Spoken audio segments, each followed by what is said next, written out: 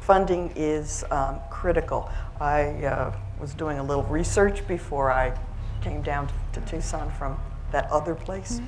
And I came upon a very recent report that was very, very disheartening, that indicated that we are not spending enough money to buy textbooks for our classrooms, and that the textbooks we currently have are 7 to 10 years out of date. Now, textbooks that's a simple expenditure. We don't have enough laboratory equipment. So if you don't have enough laboratory equipment, then you don't do hands-on science. So I think funding is a critical component in terms of providing teachers with the tools that they need to teach the way they know that they ought to teach, but frequently do not because they're constrained.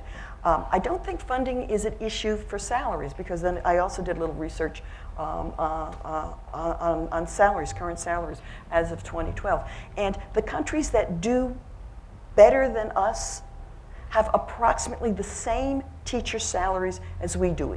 On average, it's about $44,000 per country. So it's not so much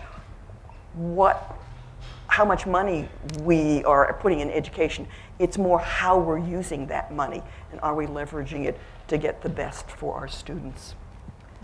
And I would just echo that last point.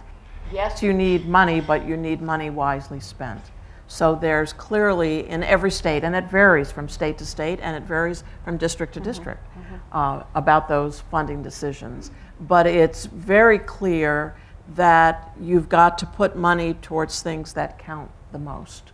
And you really have to look hard at expenditures and make certain that they are moving the educational enterprise toward the goal that you looked at. There are experts in education finance. I am not among them by any stretch of the imagination, but many of them say the money's already in the system. It's not an enormous influx of new funds. It's a reallocation and a redistribution of the money to the things that matter most and the ways in which you can get the most benefit.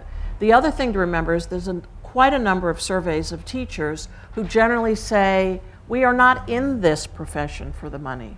We are in this profession because we love kids, we're inspired by the experience of taking young minds and bringing them to a new height. That doesn't mean they don't deserve a living wage, and it doesn't mean, certainly, that they shouldn't be paid in ways commensurate with their value to society, which I think is enormous.